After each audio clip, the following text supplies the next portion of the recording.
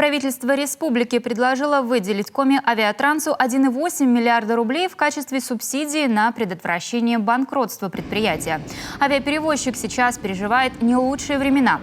Долги начали копиться с 2014 года, когда руководство республики решило приобрести бразильские эмбраеры и развивать внутренние перевозки, но не рассчитало свои силы. За те самолеты, которые сегодня уже не используются, республика до сих пор выплачивает лизинговые платежи.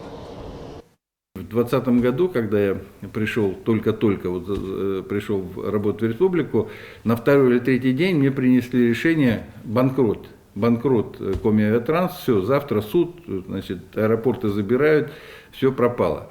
Значит, мы остановили эту историю, вот сейчас мы вышли на то, что мы не можем, это абсолютно понятно, вот мне, да, я буквально там неделю или две назад докладывал президенту, опять же, на Госсовете по транспортной стратегии, о том, что нам малая авиация в нашем регионе, и в таких, как наши регионы, Якутия та же, нам она кровь из носу нужна. И мы обязательно ее будем сохранять, потому что никто не полетит на эти убыточные рейсы. Никто не полетит. Да? Мы обсуждали с многими перевозчиками, авиаперевозчиками, они говорят, а зачем нам это нужно? Один раз ждать, пока на санавиацию слетать, да, там в 2-3 раза в месяц, или летать в Устцильму, или летать в Ижму, ну, это убыточное совершенно направление. Но люди-то там ждут этого. Для них-то это связь с Сыктывкаром. И поэтому, конечно, мы идем на то, что, да, мне говорят, ну это же невыгодная история. Я говорю, что значит выгодно, невыгодно?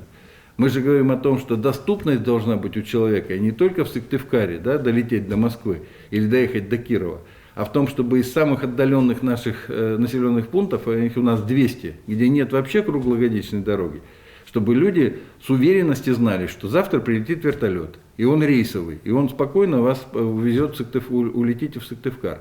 Мало того, я президенту говорю, что, Владимир Владимирович, надо возвращаться к той истории, которая у нас была до 2003 года. 100 площадок у нас, 100 рейсов было, малая авиация, Ан-2 летал по территории Республики Коми. 100 населенных пунктов были связаны Ан-2. А это совершенно другой уровень доступности.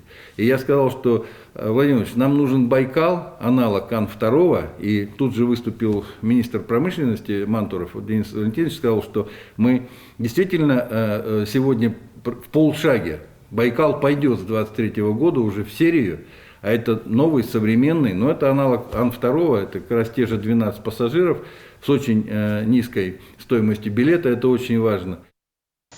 Но для этого необходимо сохранить местные аэропорты и взлетные полосы. Глава также напомнил, что республика в течение года вела переговоры с федеральным Росимуществом, чтобы аэропорт Ижмы перевели на баланс региона. Иначе взлетка и далее оставалась бы без присмотра.